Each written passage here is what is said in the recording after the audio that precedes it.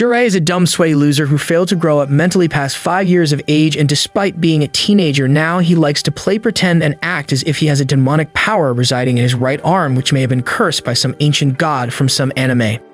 Unfortunately for him, being a delusional dumbass who thinks he's cool but actually isn't, he never gets anything done other than being called a weeb and a loser.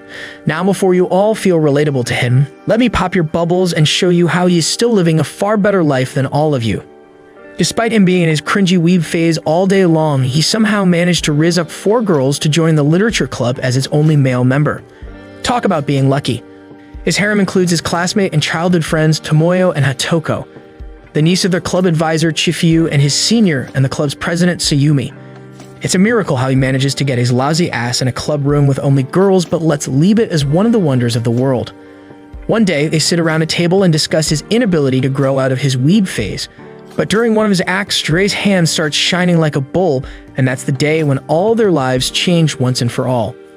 Soon, all the other members of the club also gain some kind of superpower. As well, and 6 months later, it has become a norm for the club members to showcase their superpowers every day by bullying Jiraiya whenever he is trying to act like a weeb. The good old torture treatment, but jokes on them becomes he likes it. One day after school, Jiraiya's classmate and childhood friend, Tomoyo, walks inside the club and finds him sitting on the ground while holding his hand like the delusional weeb he is. He acts as if there's some secret power residing inside him, but Tomoyo simply walks past him and sits on the chair and reminds him that the only power residing inside him is that of his fart that has been trying to come out ever since he ate those tacos during lunchtime.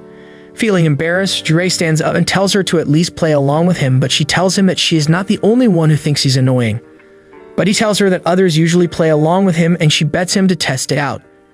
With that, he waits for his second wife, fellow club member, Hatoko, to walk inside the room. Later on, they sit around the table and discuss his inability to grow out of this phase, and Jiraiya speaks up in his defense that there is no reason for them to believe that one day they might not get supernatural abilities, as the birth of the universe and this planet in itself is a miracle. With that, he holds his hand forward and pretends to have powers again, but to everyone's surprise, his hand starts shining, and that's the day when all of their lives change once and for all. 6 months later, it has become a norm for the club members to walk in and have a superpowers checkup every month. With that, Jiraiya hypes everyone for their monthly superpowers inspection, and they teleport half of the classroom to the desolate mountains where Goku and Vegeta fought and start showcasing their powers. First up, it's a battle between Chifuyu and Hatoko. Jiraiya explains Chifuyu's power as World Create, which basically means she is a god who can create anything from matter to portals, dimensions, and even life. On the other hand, Hatoko wields the ability called Over Element, which basically makes her the last avatar with control over all 5 elements, including fire, water, wind, earth, and lightning. Furthermore, she can combine any number of them to form hybrid elements. Their sparring match starts off with Chifuyu creating and launching a bunch of fire-resistant spears at Hatoko, and she responds by blocking them all with a wind tornado. After that, she goes on the offensive by bending magma out of the ground, but Chifuyu blocks it by creating bedrock on top of it, and it starts looking like an exaggerated Dragon Ball Z fight. With things escalating like that, Tomoyo uses her ability, Closed Clock, to stop time, then drags their asses back to the chair and ends the match. Her ability lets her stop, slow, and speed up time, but doesn't let her travel to the past.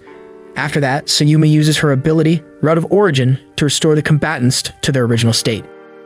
After that, Jiraiya decides to showcase his power, but suddenly the student council president, Mirai, walks in and says that she is there for an inspection as they have received numerous reports about them making a lot of noise. Jiraiya thinks back on all the times he screamed while play pretending and decides to resolve the issue by doing it once more. He walks up and starts acting like some cool detective character from an anime and tells Mirai that he has figured out her real identity and he knows that she is there for surveillance rather than an inspection. He keeps on trying to BS his way out of it, but Tomoyo finally shuts him down by punching him in his face, and Sayumi apologizes for their brainless weeb of a member. But to their surprise, Mirai starts asking him how he knew about her true identity and how he knew that she had been observing them ever since she awakened her superpowers. It turns out his BS play pretend actually hit the mark this time, and we all start wondering if he is Shadow's lost brother from the Eminence in Shadow. They ask her about her abilities and what she knows about them, and Mirai says that she will tell them if they defeat her in a fight. Tomoyo asks if she should use her time stop ability and beat her up, but Jiraiya walks up and says that he will take this challenge up and showcase his powers as well. After that, he announces his power as Knock on Hell's door and starts unbuttoning his blazer. He asks Mireille if she knows why he wears a blazer to school every day, and she says because it's winter and part of the regulations, but he counters it by saying that in reality, his blazer is embedded with various magical seals that restrains his powers, and it weighs higher than L's emotional trauma. He then throws the blazer at Hatoko and prepares to release his ability, Dark and Dark. He starts producing dark flames, and a ball of purple-black flames starts burning in his palm. It looks like he really has something OP like Amaterasu from Naruto, but then Mireille releases her technique and shows that she is actually the real copy ninja. Her ability allows her to steal any technique that she sees being activated in front of her. With that, she immediately steals Dark and Dark and realizes that in reality it's just a black ball of flame which isn't even hot. It doesn't produce good light either, so basically it's just garbage.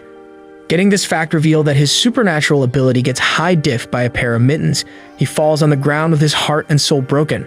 Mireille feels sad for him and returns the garbage back to him and tells the rest of them to come at her seriously. She says that they can fight her all at once if they want, and Tomoyo decides to welcome this offer. She walks up to her and says that they just have to not use their abilities, and then it's a plain 4 versus 1 and start beating her like bullies. Once she knows her place, they let her apologize, and she tells them that she awakened her powers 1 month ago, and at first it seemed useless to her. But then one day she received a message from a random person who told her that there are people similar to her in the literature club, and that's when she started observing them and found out about their powers. With that, they all sit down and wonder who this mysterious person was and what he plans to do to them with their superpowers. A few days later, Jiraiya is making everyone in the club come up with their secret superhero names. They all showcase their weebish side, with Hatoko naming herself Red Hatoko and her reserve names being Blue Hatoko, Green Hatoko, so on and so forth. At the end of the day, we all agree on her being called Lame Hatoko. Next up, Shifu comes up with the name Strawberry, followed by a series of names indicating how her father went out to get some milk and never returned, but to top it off, her mother went ahead and stole her neighbor, Andrew Tate, from herself, and now no one knows what to do about it. After that, Jiraiya turns towards Tsuyumi, and her ideas turn out to be a play on Shiryu Kime, the Snow Princess, and it receives a thumbs up. However, Jiraiya doesn't fail to step on a landmine by calling her choices cute, and she runs out of the room immediately. Lastly, Tomoyo reveals her name is Endless Paradox and call me a weeb, but that one's actually nice. Jiraiya thinks the same and pronounces her as the winner of this competition and gives her the title of Master. While we all look at his single ass and wonder how he managed to riz up 4 girls, Mireille walks inside the club room and tells them that they are as loud as ever.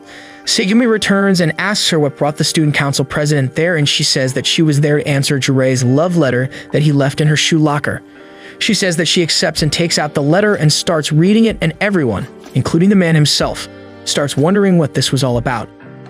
He tries to remember why this was happening and recalls that his doctor told him that he suffers from a severe case of Riz, and then comes back to his senses, and Tomoyo asks him what this was all about while shaking him like a maniac. Murray starts reading the letter, and it turns out to be a complexly worded message to her in Weepanese, where Jiraiya tries to tell her that he came up with the name Grateful Robber for her power. Due to Japanese doing Japanese stuff, the word robber can also be read as lover, and she mistook it for that and thought that it was clearly a love letter from him confessing his feelings to her. Tomoyo starts arguing back and tries to talk Mireille out of it, but she shuts her up by calling her flat as a cutting board and giving her emotional damage like her Asian parents did. Tomoyo takes it personally for being true and uses her power to stop time, but Mireille steals it and tells her that she made a big mistake. But then Jiraiya pleads to her to return it, and Mireille does it as a mark of the beginning of their relationship. The next morning, Mireille waits outside his class to walk him to the club room and acts like a cute and caring girlfriend. They exchange their contact information, and she even changes her email to Mireille Jiraiya foreverlove@superhotmail.com. After that, she takes him to the club room and tells him to enjoy his time, but to never cheat on her, or else she will turn him into butter chicken bites. With that, Jiraiya enters the room and finds everyone trying to ignore him. It turns out his Riz is still turned on, and the other girls don't like him having a girlfriend like that. They all tell him to go and get lost in the jungles of Africa, but Jiraiya understands and says that he will resolve this misunderstanding on his own. Later that day, he calls Mireille out and comes clean about the letter and apologizes for hurting her. She tells him to not feel sorry as it is her fault for getting it wrong, and then runs away crying, making all of us hate him for being an idiot. Tomoyo walks out and tries to cheer him up and tells him that he isn't at fault entirely, and it is good that he broke up before matters escalated. Later that night, Mireille sends him an email and asks him that she would be glad to still be his friend. The following morning, Jiraiya is called by Satomi Sensei, who is her English teacher as well advisor for their club. She asks him about some of the translations that he did on his test, but then lets him off the hook considering just how big of a weeb he is. Just then, Jirai's middle school friend and now rival, Sagami, walks in.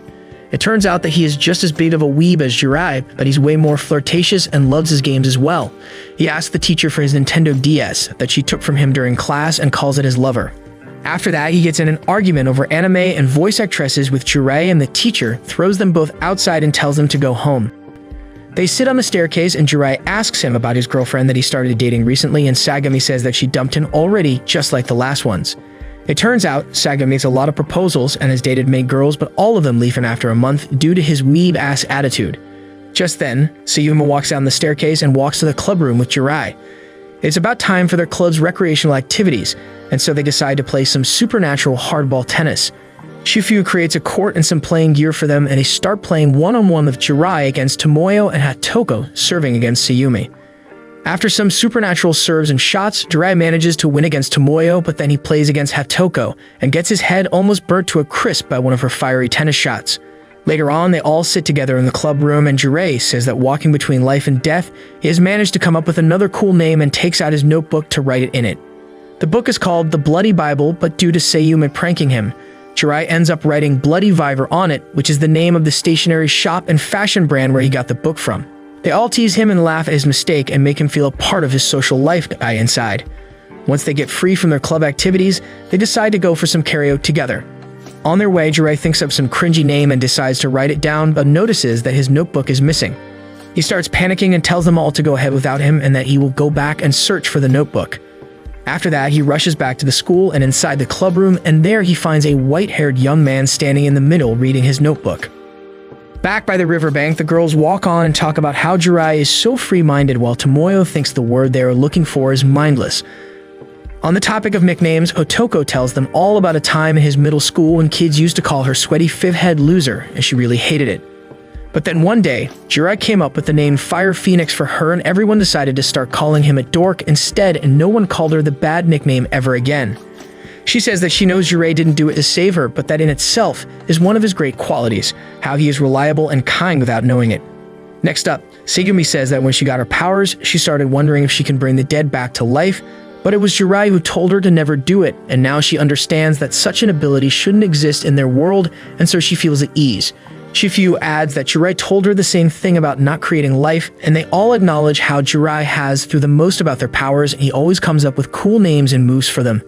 Meanwhile, Tomoyo knows what he might be actually thinking and wonders how he would be imagining a scenario where he can rule over them all by biding their abilities with names of his own. On the other hand, the young man in the school asks Jirai if he is guilty as sin Jirai, and then says that he has a great sense of naming. Hearing this, Jirai becomes bright-eyed and loses his mind. They both sit down and talk about cool nicknames, and the guy tells him that he keeps a similar notebook as well and takes out his reverse crux record. With that, they both go to a family restaurant and talk about weeb-ass nicknames and life philosophies as a virgin weeb who suffers from high levels of riz. Just then, Tomoyo walks inside the restaurant and comes to their table, and Jirai asks what she was doing there. She says that she comes to this restaurant quite often and asks what her elder brother was doing there. His real name is Hajime, and he is the alternate reality version of Hajime from Arifureta. He used to be in the same literature club when he was studying, and now he is just a freeloader who ran away from his house and likes to act like a burden on society. Tomoyo asks him to come back home, but he says that he still has battles left to fight and tells her to send his living expenses, and then makes a dashing escape without paying for his share of the meal. But before leaving, he says that his Lucifer's strike will one day clash against his dark and then goes away. Once he's gone, Tomoyo sits down with Jirai and apologizes to him for her brother's behavior, and he asks her why they have different last names. She tells him that he is his stepbrother and they have different mothers. Even though Vajima has been living with them since childhood, he likes to keep his mother's last name. After that, she asks him if he told him about his superpowers, and Jirai says that he didn't, and Tomoyo starts smiling, realizing that the mysterious man might just be her elder brother after all. The next morning, Jirai comes to the school and finds Chifu standing outside the gate. He asks her what she was doing there, if she won't get late for school, but she says that she has decided to quit school, making him shocked. After hearing that, Jirai picks Chifu up and gives her a piggyback ride to her school. At the school, she's greeted by her friend Kyuki, who looks at Jirai and asks Chifu who he was. She introduces him as the guy from the literature club, and then they go inside the school for their classes. Jirai notes that he forgot to ask her why she was planning to drop out in the first place, but then decides to go back to his school and leave it at that. Back at the school, he runs into Satomi Sensei, who tells him to watch where he is going and then asks if Shifuyu came to the club this morning. Later that day, they all meet up at the literature club and Jiraiya says that he realized something seriously amazing. He builds up some hype and then reveals that they can all do infinite cosplays with Shifuyu's powers and should give it a go. After that, they put down their recommendations on a piece of paper and toss it inside a ballot box. Then they take turns drawing it and cosplay whatever they pick. Jiraiya ends up becoming Sayumi's thought material with a maid costume. Sayumi herself has to wear the sports kit. Hatoko roleplays as the sun that takes away the light from your eyes. Shifuyu ends up wearing Balenciaga's Next Mistake and Tomoyo. Let's forget her so the video stays monetized. While they are all enjoying their weeb-ass photo shoot, Satomi Sensei walks in, but not before they all manage to give Jiraiya a view of heaven and a hit from Thor's hammer. They all change back into their uniforms and Satomi Sensei asks Shifuyu why she came back from school early. It turns out she called in sick by saying that her stomach was hurting, and then instead of going back to her class, she came to the literature club instead. Satomi asks her if it was really hurting or not, and she says that it was. With that, Satomi says that it's fine and she will talk to her sister and tell them to go back home. Once she leaves, Shifuyu jumps inside a portal and immediately goes back to her room before anyone can talk to her. But when she arrives there, Kyuki is already at the door and she wants to talk to her. Back at Jiraiya's home, he takes off his clothes and plans to watch some Netflix and flex some muscles, but then Shifuyu suddenly appears in front of him and says that she wants to see the movie as well. Jiraiya says that there is no movie and asks her why she was there, and she says that she got a fight with Kyuki because she told him to stop going to the literature club and to stop playing with the high school kids. Hearing this, Jiraiya tells her to go back home for now and that they will talk about it in detail the next day, but she says that it's awkward because she is still at her home and she doesn't want to face her like that. Jiraiya asks if she wants him to go with her and she says yes, but then sends him to her home with a portal before letting him put on any clothes or anything. He teleports in right in front of her room and Kyuki walks outside apologizing to Shifuyu about going too far. But to her horror, she sees the half-naked perverted ass of Jiraiya sitting there and she starts panicking and runs back inside. Soon, Shifuyu follows behind and walks up the staircase and Kyuki runs out and hugs her and tells her to stop going out with the high schoolers or they will turn her into a perverted loser just like Jiraiya. Shifuyu tells her that she wouldn't stop it and that she likes playing with them and she likes playing with her as well, but Kyuki doesn't buy it and leaves the house in anger. The next day, Shifuyu and Jiraiya sit on a bench after classes and drink some soda. Shifuyu says that she failed to mend their friendship today as well and that Kyuki ignored her all day long. She refused to fix her bow and didn't eat her green peppers during lunchtime either, and now she must go to Africa and get herself a new one. Jiraiya looks at her and asks her if she's serious, but she says that to make everyone hit that like button, she will say that it was a joke and no one can replace Kyuki. She starts dreading the fact that maybe she would never be able to become friends with Kyuki ever again, but then Jiraiya sits in front of her and bends the knee like her knight and says that he will bring her friend back to her and she has nothing to worry about. With that, Shifuyu goes back to the literature club and Jiraiya goes outside Kyuki's piano school to meet her there. She walks out and instantly freaks out at his sight and asks if he is stalking her, but he says that Shifuyu told him about her schedule and he just needs her to listen to him until the next bus arrives. They walk to the bus stop and talk on the way. Jiraiya says that everyone has some secrets that they can't tell others, and that is true between best friends as well, and Kyuki says that she understands that, but still doesn't like Shifuyu hiding something from her. He then says that he will tell her their secret, but she must promise to never let it out and that Shifuyu really values her as a friend. With that, he hypes her up and tells her that he is actually a lolicon pervert and Shifuyu plays with him so she can keep watch over him and stop him from turning into a threat to society. Hearing this, Kyuki looks at his dumb face and wonders why he is so proud about it, but then Satomi Sensei arrives with Shifuyu in her car and she gives Kyuki a matching stuffed toy and asks her to become her friend once again. Kyuki hugs her, and they both finally make up. The next day, Jiraiya walks inside the club room and gets teased by others for his new nicknames the Lolicon Knight and Loli Sins, but he ignores them like a loli Chad and continues to praise Shifuyu to make her happy. After that, he asks her why she was planning to drop out of school, and she reveals that unlike the not-so-smart people watching this video, she was studying on her own as she wants to skip grades and get into high school as soon as possible so she can be an equal to them all and come after his position as the Weeblard. A few days later, Jiraiya walks inside the club with a massive red guitar case. He sits down on the chair and tries to get others to notice him, but they all ignore him deliberately. However, soon enough, Hatoko speaks up and asks him what's that. Tomoyo says that they were trying to ignore him purposefully so he won't let it get to his head, and most likely he bought it because he thought it would be cool to walk in with a guitar even though he doesn't know how to play it. Jirai starts acting right away and asks her how she knows that there is a guitar inside, as there could be anything inside until it is observed, just like the Weeb Lord Schrodinger's ass proved. Tomoyo looks at him with an unexcited look and then lets him open it up to reveal a red guitar inside. He calls it the Infinity Maria, and just then, Shifu enters the room as well and asks him about the guitar. She asks him if she can have it, but Shifu says that she can't and that he is not being stingy, but it's just that Maria is his other half and he can't let anyone have her. Hearing this, she tells him to close his eyes for a moment, and she duplicates the guitar and tells him to pick the real one. She says that he can pick the right one by breaking the other one, and Jirai tries to act smart and picks both of them up and smashes them on the floor. He says that Shifuyu is really smart and both of them must be fake, but she says that she was being fair and square, and he just smashed his sweet Maria-chan on the floor. Jirai falls on his knees and starts crying over her scattered pieces, and Sayumi waits for him to finish his drama before restoring the guitar back. After school, he walks out with Hatoko, but realizes that he forgot his backpack inside the club room and tells her to go on without him. He then rushes back, but what he witnesses there surprises him a lot. Inside the room, Tomoyo is play pretending just like her middle school days, and it turns out that in really she is responsible for Jirai turning out the way he is, as he idealized her weeb phase while she grew out of it, and he is the only one who knows about her dark past. He walks in and says that he's happy to find a comrade who enjoys the holy art of weebology, and then tells her that he was there to get his backpack back. He bows down to pick it up and gets a glimpse of Tomoyo's laptop screen just before she smashes it shut. With a red face, she asks him if he saw anything, and he asks if she was referring to the real most visited website in the world, but she says that wasn't it, and he starts reading out the otaku-style story writing that he read on the screen. She asks him how he managed to even read all that in a second, and he smiles back at her for underestimating the Sharingans that he activated by witnessing the sad death of his social life.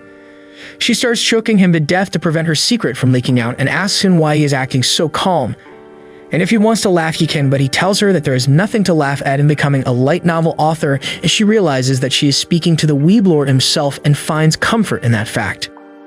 They talk about their dreams and hobbies, and Tomoyo says that she failed the last 2 competitions back to back, and even though she has this superpower to control time, she can't even write a decent light novel, and her powers won't fix her family's situation, and Jirai asks her if she would rather have those powers instead of time control. He then stands up and starts chanting some Weebanese and releases his power to create a ball of black flames. He tells her that it looks cool, and at the end of the day, that's all that matters, and they shouldn't dehumanize themselves or overburden themselves with unnecessary standards. Hearing this, Tomoyo feels happy and confident once more and asks him why he acts dumb all the time when he can be this serious at times like these, and he says that he's always serious as is required by his majestic lordship. Meanwhile, Hatoko had been waiting for him all this time and finally gives up and walks back home alone. The next day, Tomoyo is stuck to her phone like many millennials and is feeling excited about something. During lunchtime, Jirai asks her about it, and she reveals that she managed to make it past the first round of one of the light novel competitions that she applied for, and Jirai says that it calls for a celebration. She tells him that she hasn't told anyone else in their group, but he says that he can still treat her and asks her to name anything she wants to eat. She asks for a special cake that is sold during lunchtime at this cafe, and they decide to go together on the weekend. Soon the day arrives, and Tomoyo starts worrying about what to wear, but eventually lets herself calm down as it's only Jirai and she doesn't want to look too forceful. On the other hand, she's also worried about him wearing something too weebish and her not wanting to walk with him in public. The next morning, they meet up, and to her surprise, Jirai is wearing normal clothes, and he tells her that he isn't allowed to pick his clothes and his elder sister does it for him.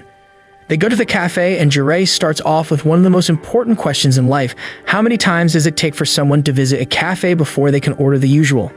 After that, he suggests they get a couple special for a discount on 2 cakes, and even orders a double espresso for himself to act cool, because why not? After that, they visit an anime and manga store and end the day with some sweet drinks.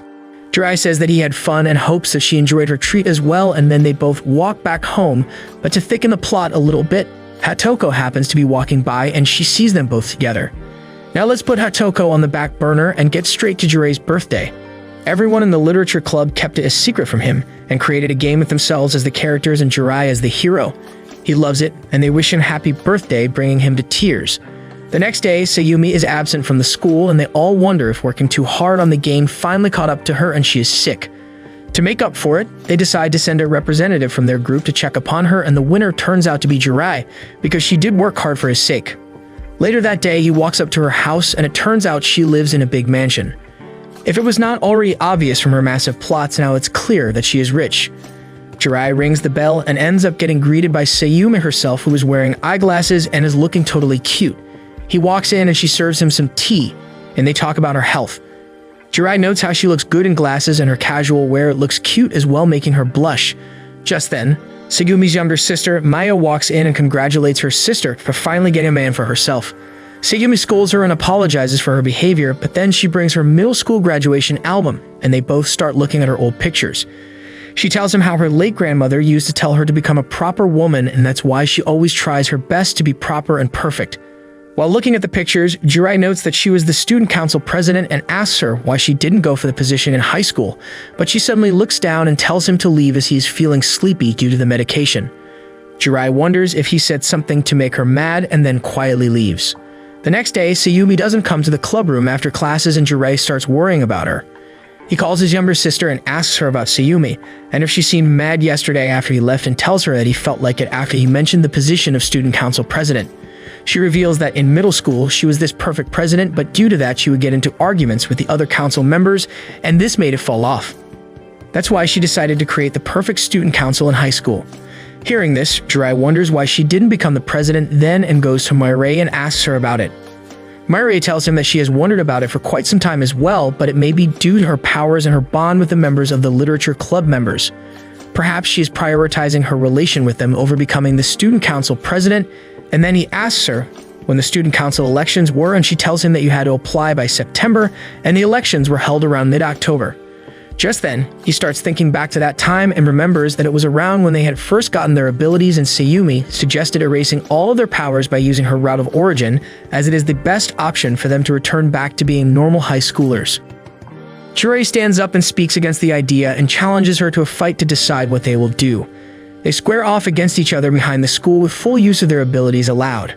During their battle, Jiraiya starts off by chanting his Weebly scripture to activate his ability, but Sayumi doesn't wait for him to finish like all the 5 head villains in Dragon Ball Z, who let their enemies power up for hours. She keeps beating him up and recovering him with her abilities, and every time stops him between his chanting. However, Jiraiya turns out to be a masochist who likes being stepped on, and especially if it's Sayumi, and he says that he doesn't know when to give up dat bao. He then requests her to let him finish his chant and eventually unleashes his ability Dark and Dark to create the Wish.com Amaterasu that he got from Craigslist and had shipped over by AliExpress. Sayumi simply uses her martial arts and puts him down, and then says that now that he has unleashed his ability, he should have no regrets, and uses her power to restore him to his original state. She thinks that it would erase his powers, but to her surprise it doesn't do it, and she asks him if he already knew about it. He says that it was a possibility that once he got her power, it would be hard for her to view it as not an original part of herself, and the same can be said for her view of others, and that's why she can't erase them, as she considers them part of the origin. She asks him why he went through the trouble of fighting and getting his ass whooped so many times, and he starts thinking about a cool thing to say as he can't tell her that he just likes being stepped on by her. He finally speaks up and tells her that he wanted the possibility to remain, as it would be better for all of them. She says that she can't trust anyone or herself with these powers and is scared of thinking about one of them going rogue and using their powers for evil.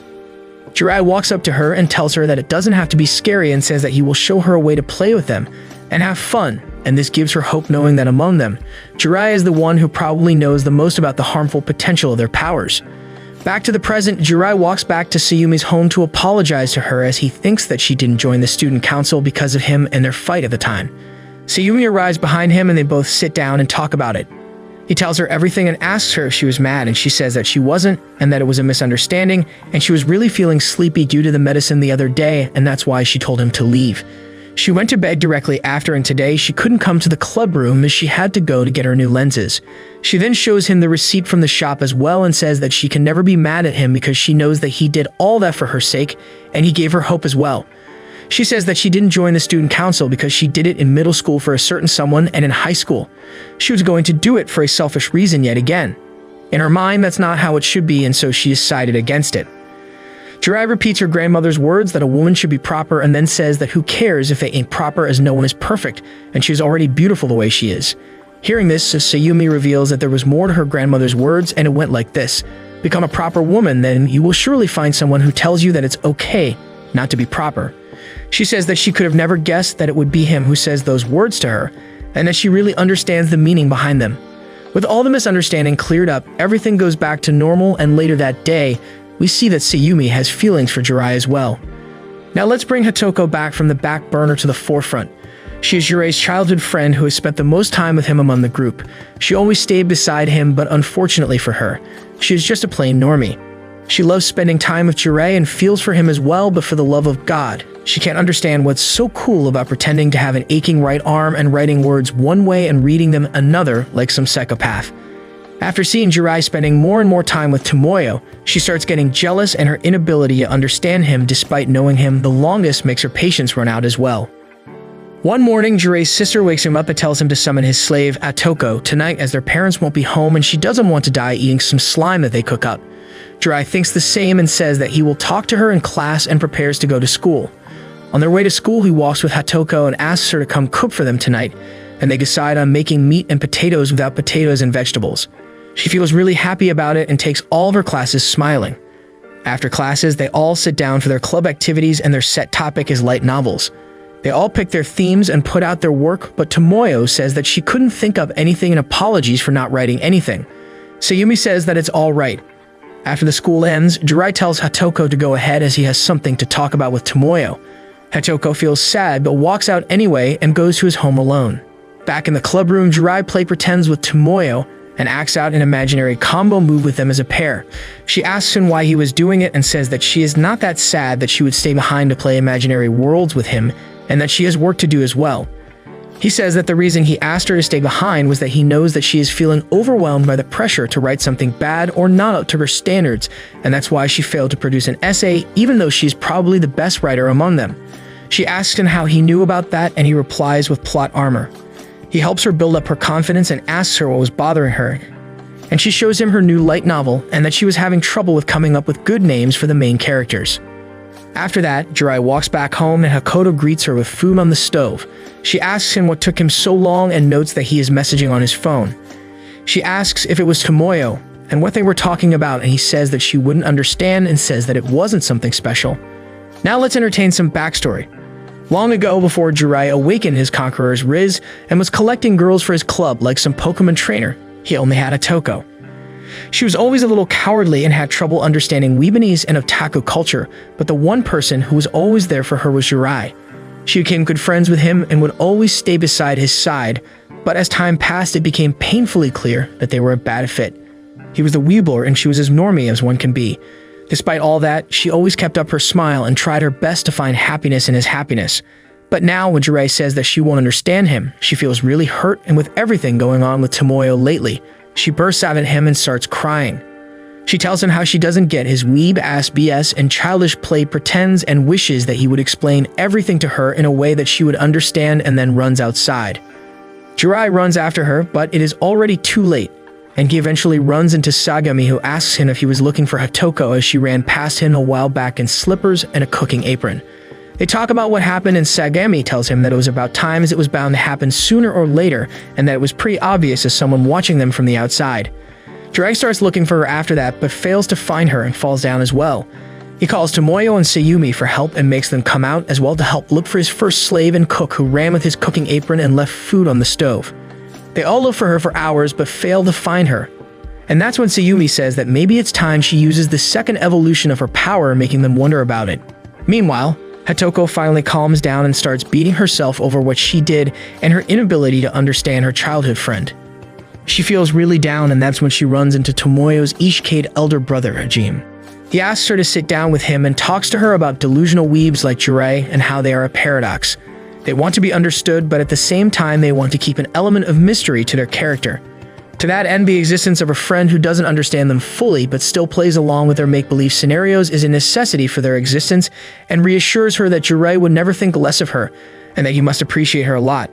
Hearing all this, Hatoko feels happy once again, but just then we see a group of people walking towards them and Hajime stands up saying that it was just about enough time for him to stall her and then puts her to sleep using his own special ability. Time for some rewind, back to a time little before when Hajime first visited the literature club room and met Jirai. It turns out, fairies exist in this world. They are magical beings who like to make humans fight each other for their entertainment as they bet on the winners and enjoy their time. This is called the Fairy War, and right now the third Fairy War is underway. To make things exciting, fairies awaken random powers in humans so they can put on a flashy show, and that's how Jirai and the others got their powers as well. As per the rules of the Fairy War, the losers will be returned to their normal state, and all their memories of the powers and battles will be removed. Among thousands of participants, the last 8 will be rewarded with the right to make any one wish of their granted, and that's why they all participate in it. It's basically the Fate series, but without meaningful deaths, and they bug-fixed the Holy Grail as well. Hajime is among one of these participants, and he has formed a team of his own by the name of Fallen Black. Our story starts when Hajime is challenged by one of the participants who was sent by a group called F to defeat him. Hajime stands in front of him in an isolated bowling area and forms a circle around him. He says that during a fight he will even use his abilities and won't take a step outside this circle to prove just how far apart they were in terms of raw power and skills. His opponent, Tohei, feels really insulted and starts running at him with full force, but then Hajime walks outside the circle and punches him dead straight in his ugly face, sending him flying back a few meters. Tohei says that he broke his promise, and Hajime tells him rule number 21, never trust the promises of your enemy during a battle. After that, he uses his special ability, Pinpoint Abyss, to create a small black hole and sucks him up inside, leaving nothing of him behind. After that, he walks out and sits inside the car with his partner as they see Tohei being revived without his memories and powers. Inside the car, Hajime talks to Hitomi and their fairy friend Riier about the Fairy War. Back at their base, Riier reveals that they have finally found the base of F, and it will be the right time for them to go in and crush them. She then complains about the higher-ups not making their mind about crushing F, as their main goal is to end the Fairy War, and Hajime tells her to stop playing underhanded tactics, as he knows that the only reason they reveal the location of F's base to him is so that he would destroy them, and it would be all too convenient for them. He suspects some internal quarrels between the fairies and then says that he doesn't mind doing it, but as per human customs, they should at least make a request properly and say please. With that, he walks outside and goes to his old school just to take a breather. There he meets up with Jirei, and we all know the rest. Meanwhile, we see Riier talking to Hitomi about her wish to keep Hajime out of harm's way as well, and eventually she says that she would go and destroy F with the rest of the team without telling Hajime. We meet the other members of the group as well, including Yuzano, who has the ability to spread her multiple personality disorder to other people, like Coronavirus Yanaji, who has the ability to create dimensions between dimensions, Shubo, who has the ability to destroy cores of anything or anybody that he cuts with his knife, Aki, who has the power of learning everything about another else's powers by looking at them, while Hitomi has the power to put others in Jinjutsu and grant them confusion status from Pokemon games by letting them look at her left eye. She can also grant this ability to others. With all of them together, they plan to infiltrate and attack the base at night and rush in after beating up some NPCs on the gate. However, when they walk in, they find the whole place messed up and meet with a girl who is sitting on top of the rubble. She is called System and is known as F's secret weapon. Aki uses her powers to look at her abilities and instantly loses her mind when she realizes that she has the power of a god, which lets her create and use any ability she wants. She jumps in and tries to attack Hitomi, but just before her fist sends her to another world, Hajime arrives on the scene and blocks it with his gravity powers. She asks him why he is stopping her, as he was the one who told her to destroy F in the first place, and he says that they are not from F and actually part of his own group. Everyone looks at them all confused, and it turns out Hajime came there before them and befriended System by giving her some candy and made her join their gang as its newest member. After that, he told her to destroy F, and then he tells them all that he is taking his leave and walks away. Hitomi tries to stop him but realizes that he is actually hurt and bleeding, so she lets him go, and he tells her to stay quiet about it.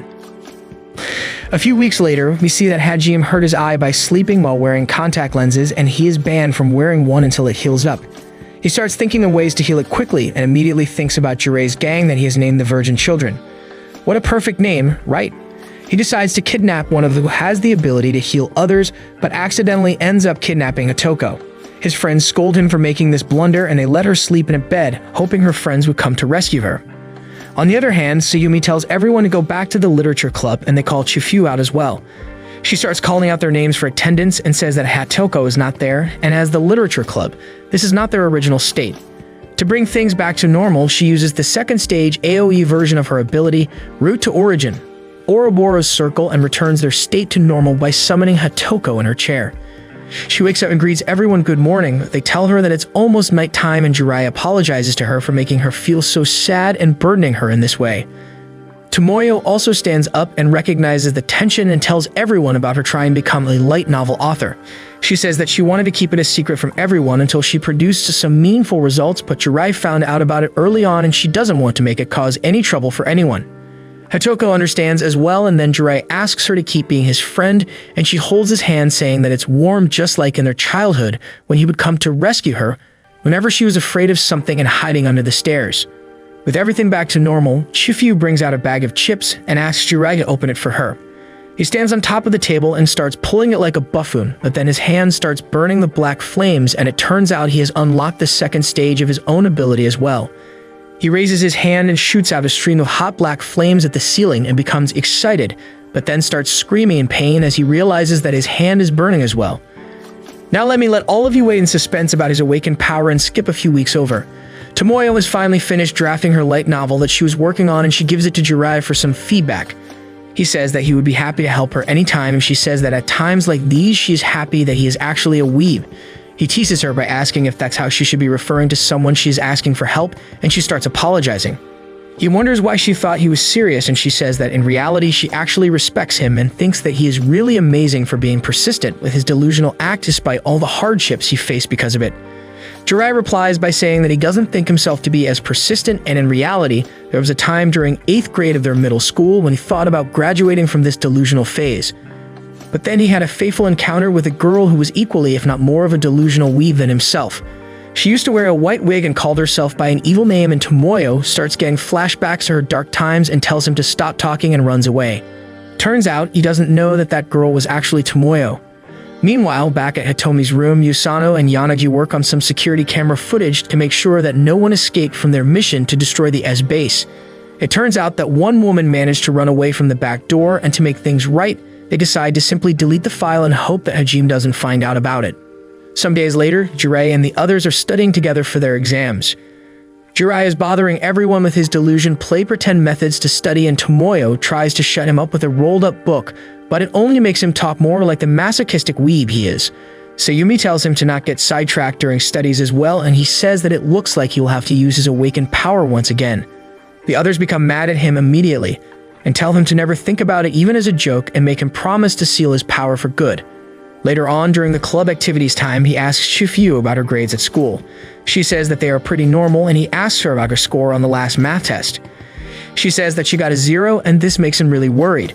She then follows up by saying that she got a 100 before that one, and that her brain works differently depending on how she's feeling that day. After that, she asks him about his scores, and he says that he's pretty normal as well, and maybe a little above average. She asks him who is smarter, him or Hatoko, and he asks her about her scores in the last midterm. Hatoko says that she ranked 32nd and Jiraiya was 38th. Hearing this, Tomoyo becomes really surprised and distressed at the same time, knowing that he scored higher than her. She reveals her rank to be 88th, which is right in the middle with a total of 198 students in their year. Lastly, Shifuyu asks Sayumi about her score, and she says that she was 2nd and Mireille was 1st, but they both keep alternating every other exam.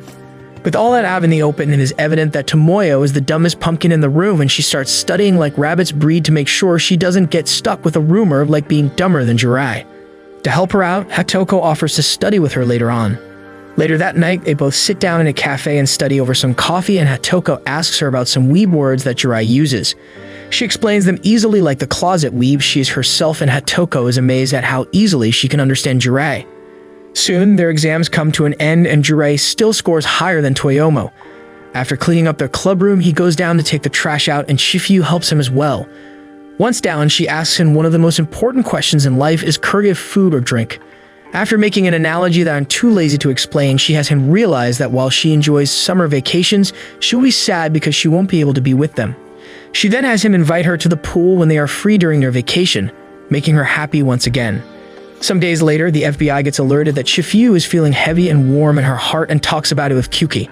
She asks her when she feels like it, and she says that it happens when she talks to Jiraiya, and Kyuki realizes that she must protect her best friend from the lowly pervert at any cost. With everyone cooking, Sayumi is left behind as the least favorite heroine in the harem. She goes to the bathroom and wonders about wearing glasses, as Jiraiya told her that she looked good in them. Then Sagami walks in and says that he knows that she loves Jiraiya, and as an observer, he wants her to hook up with Jiraiya so he can get a good story out of it. He wants to piss all of you watching this video and wants to please all the retards who wish for her to step on them. He throws her glasses in the trash can and tells her that by anime law, the girl who wears glasses is always the side character, so if she wants to become the Ginny Weasley to her Harry Jiraiya, then she should take his hand and let him turn her into the main heroine.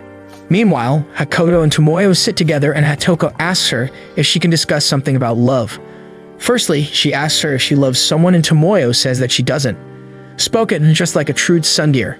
After that, Hatoko reveals that she is in love with Jirei, and she wanted to tell her that as the person who knows him the most because she herself knows him the least.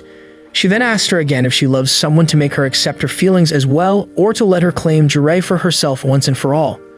Meanwhile, Jirei himself is just excited about the summer vacation and enjoying it to the fullest. Now it's time for some fan service. Summer vacation has started and first up we have Chifuyu and Kyuki. They invite Jirei to the pool as Chifuyu had promised before their vacation started. This day, Kyuki has only one goal, and that is to destroy Jirei's image in front of Chifuyu, so she understands how bad of a person this lowly pervert actually is. Her first idea is that no one likes stingy men, and so she plans to make him buy them a lot of food until his wallet starts hurting. But to her surprise, he buys them a huge plate of food and their stomachs swell up like watermelons before his wallet even breaks sweat. Next up, she comes up with the idea that no one likes a loser, and so she decides to prank a Giga Chad and put it on his head, making him a loser. She finds Mr. Muscle taking a sunbath by the pool and decides to get close to him, but then realizes that she is actually really shy and frightened of people and starts weeping when the big man gets up and asks her if he can walk her to the Lost Child Center. Fortunately for her, Jirei finds her and comes to her rescue, making him only look better. Finally, she decides to make him look like a dumb monkey by making him participate in a children's animal quiz competition. They all queue up behind their dice, and the grand prize for answering all questions right turns out to be a big SUV. The second prize is a whale plushie, and Chifuyu seems to like it more. They start answering the questions, and Chifuyu manages to answer all 7 in a row. With only 3 teams left, the host starts to ask harder questions and asks about a physics question for number 8. Everyone realizes that they never had the chance to win the prize, but to everyone's surprise, Jirei pulls out the pen and answers correctly thanks to him knowing tons of random facts thanks to his weebology. He answers the final 3 questions easily and wins the grand prize, but then walks up to the plushie and says that he will take it instead and gives it to Chifuyu. On their way back, Kyuki starts wondering if Jirei is actually a decent guy and thinks that maybe she was worried for no reason. Chifuyu is fast asleep, and Jirei asks her to remain her friend as he and everyone else in the literature club considers her a comrade and they won't be able to be with her as much once they graduate. Kyuki says that he doesn't have to ask her that because she will remain her best friend no matter what. A few days later, Jirei is shopping for some manga and gets a call from Sayumi. She calls him outside a water park and says that her sister canceled on her at the last moment and she would feel awkward going in alone with the couple's ticket. Jirei says that it's alright and walks in with her. With that, they split up outside the changing room, and once Jirei is inside, Sagami walks out and we see that it is his plan. He tells her to go and wear the swimsuit that he had prepared for her, but she doesn't like him playing the puppeteer with her. After getting dressed, she walks out and he tells her that she should be careful as it becomes see-through if it gets wet, and then makes her run away with a water gun. Sayumi then meets up with Jirei and he compliments her for sacrificing her for the sake of fan service and then asks her to help him get good at swimming. However, the only thing on her mind is not getting herself drenched, and she activates Ultra Instinct to make sure she's in her top form. They warm up and play around the pool and cross various obstacle courses, but she manages to clear them all without getting wet, and this makes everyone clap for her. But then a couple of children pass by with a water tube and drench her, making her really embarrassed. She looks down and realizes that Sagami was lying about it being see-through, and then goes back to give him a punch. After that, she tells him that she is done being his puppet and says that she will now play fair and walks away. Sagami says that in the end he failed to have his way and decides to call in the Superpowers squad for help. His partner, however, turns out to be the woman who escaped the F Group's destruction now. After that, Sayumi walks back and meets up with Jirei, and they spend the rest of the day normally as friends playing in the pool. Later that night, Tomoyo calls Jirei and asks him if he was free the next day. She has 2 tickets to the same water park in her hands, and it's clear what he wants, but Jirei tells her that he will be going on a one-day trip with his family, and it will be a combined trip with Hatoko's family. But after that, he is free and asks what she wanted to tell him, but she says that it was nothing important and ends the call. After that, she goes to sleep and has a dream about her first interaction with Jirei when they were in middle school. He didn't know that it was her because she was wearing a white wig and purple contact lenses. He seemed far more mature than he acts right now, and she was a delusional weeb close to being at the top. One winter noon, she broke her cycle's chain and Jirei walked up to her and helped her fix it and told her to stop acting like some delusional weeb, but she told him that fictions really exist and held her fist against his heart and said that they are within us. After feeling like an anime protagonist, she took her leave and that was their first interaction. The following morning, we get back to Hakoto as she plans to confess her feelings in front of Jirai. She picks out a magazine and follows the best guide to confessing your feelings to your loved 169th edition. She buys a cute swimming suit to wear on the beach for their trip and tries to make him look at her more. She changes her attitude to be more upbeat, selfish, and sort of clumsy because according to the guide, that's what boys like. Meanwhile, Jirai wonders what was up with her and gets put to work by his sister like the manslave he is. After that, she invites him to play some beach volleyball and accidentally shoots him in his face on purpose. While you all wonder what kind of a contradiction that was, let's move on to her next plan, which is to make him put sunscreen on her. She lies down and calls him for help, but the sunscreen tube is empty, so she decides to go with plan B. She stands up and asks him to chase after her, but he refuses to do so because that's gay and he doesn't feel like coming out just yet. She asks him with tears in her eyes and forces him to chase after her anyways and forgets that she had to let him do it, and it turns into a long race. Eventually, they stop behind some rocks with no one around as she goes for the final move of hugging him and confessing her feelings, but ends up falling over him because she is feeling dizzy from all the running under the sun. Later that night, she sits down with him and apologies for acting weird all day. She tells him that she did something really mean to Tomoyo and that she feels really sad about it. Jirai tells her that as humans we are mean sometimes, but it's totally fine as long as we realize our mistakes and make amends. She then tells him that they have been friends for a long time and asks him if they move to different colleges and maybe move cities, would they stop being friends? Jirai looks at her and asks her if she remembers the time when he was standing outside her house in the rain. He tells her that in his life he has been in bad spots a lot of times, but having her by his side has always made it easier for him to get back up and to continue pushing forward. He tells her that no matter how far or for how long they are apart, she will always be someone special to him, and they won't ever stop being close friends. After hearing this, Hatoko feels relieved. There is a bit of guilt about not being his lover, but being someone special and dear to him makes her happy in itself. She then buys a special J-Pass from him to only let her call him Ju-kun and no one else. Meanwhile, Tomoyo decides to go to the water park by herself. She wonders how bad going alone can be, but then realizes that it's really sad and just has a bad day overall. She failed to make it to the second round in the competition as well and feels really sad about it. She plans to tell Jirai about it, but feels equally conflicted about her feelings towards him and her interaction with Hatoko.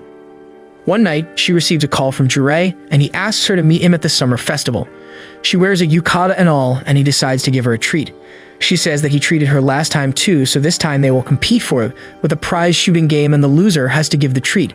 Jirai takes her up on this challenge and prepares to knock one down, but ends up getting completely obliterated as she knocks down all her prizes and wins 4-0. After enjoying the festival and all the stalls, he takes her to some isolated place and asks her to start speaking. She asks him what this was all about and he tells her that he knows she's upset and Hakoto told him about it, that she did something mean to her. Besides that, she called him before his trip as well and sounded sad. After hearing this, she realizes that Hakoto feels guilty about it and then tells him that it's nothing for him to worry about and it's a girl's thing. Besides that, she also has the news of her failing the competition and she says sorry for disappointing him. He tells her that there's nothing to be ashamed of and that he is thankful that she mustered up the courage to tell him about it.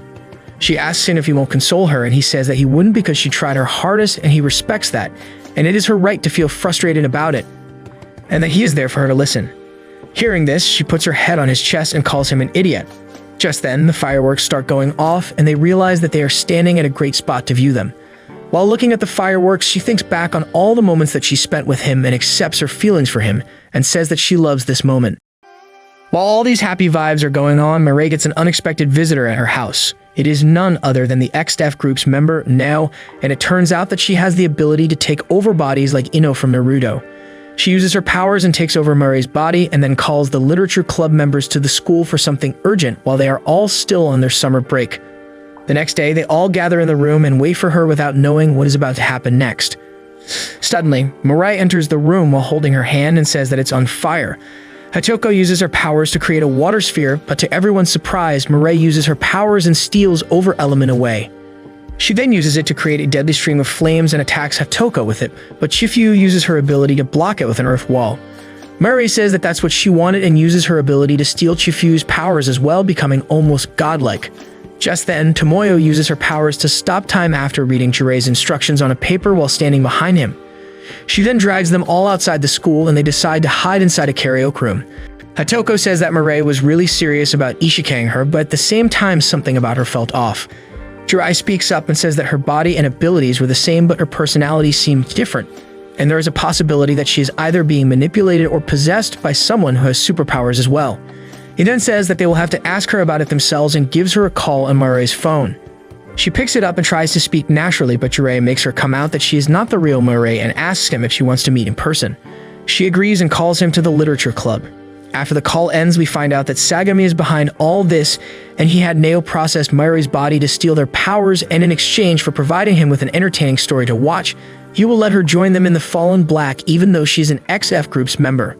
She asks him what kind of people they are with super broken abilities, but they don't know anything about the Fairy War, and he says that that just makes them that much more interesting. Back in the karaoke room, everyone asks Jirai about his plan. He says that there is one way to defeat Murray and to make whoever is possessing her leave her body. But to do that, he must use his evolved ability and ask for their permission. Kimoyo is against it, and On1 wants to repeat what happened before, but he says that that is their only option and they all end up agreeing. With that sorted out, he goes to the literature club all alone and tells everyone else to hide in the school and to not come out no matter how much Murray tortures him. He then walks inside the room, which is connected to a different space created by World Create. Murray is waiting for him inside and asks him where his friends are, but he tries to turn the conversation in his favor by using the most OP jutsu in the history of anime, Talk No Jutsu. But to everyone's surprise, Murray doesn't have time for his BS, and she uses World Create to form two massive boxing gloves and smashes him between them. After that, she tells him that this is war and she would torture him until his friends are here and starts attacking him with some water spheres. Jirai says that the fact she hasn't killed him yet means that killing him won't benefit her, which means she needs his friends to come out so she can steal their powers. He then tells her that they won't come as he has already told them to stay in hiding even if she kills him, and Mirai says that she will see about that and shoots him with an arrow. After getting a little beat up, he pulls the arrow out like a Giga Chad before throwing it away and tells her that it's about time for him to show her his evolved ability. With that said, he starts chanting some Weebinese and activates Dark and forms a hot ball of flame around his hand. This time, it's actually really hot, and he tries to hit her with it. She wonders what this was all about and how his ability changed, but decides to wonder about it later and steals it for herself. However, to her surprise, even after stealing it, the flames don't go off from his hand and she wonders if she failed. To test it out, she sets her own hand on black flames as well. She wonders what was happening, but then her hand starts burning up. Jirai starts laughing and tells her that his evolved ability makes it so his flames turn into the flames of Amaterasu that he stole from Sasuke and Itachi, but it's still useless because it sets him on fire as well, and there is no way to put them off. He thinks back on the moment when he first awakened his evolved powers while opening a bag of chips for Chifu, and they tried to put off the flames by using ice and carbon dioxide using Chifu and Hatoko's powers, but it didn't work.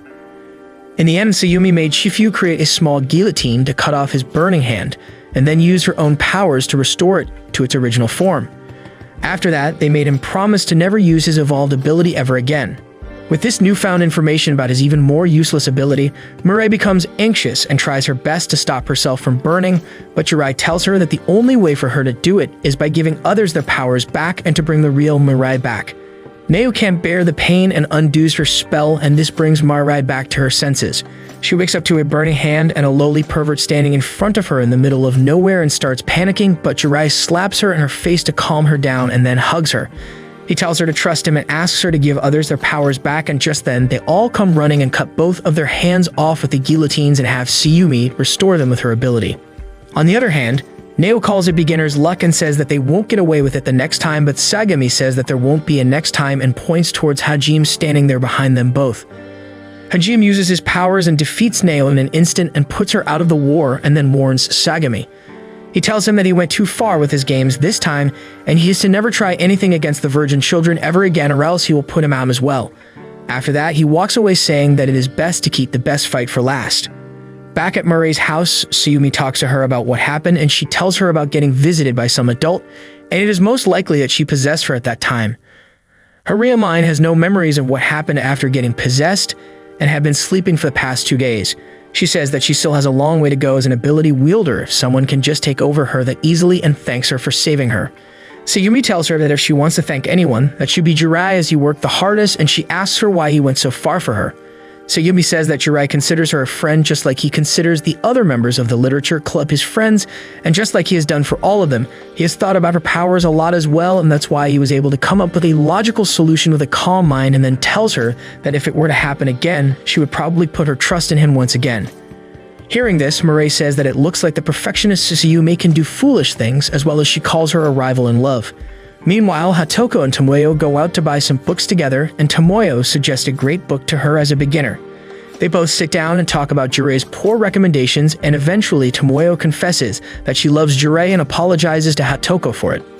Hatoko says that it's all fair game and they are still friends and nothing will change that. Besides that, they will be rivals in love from now on.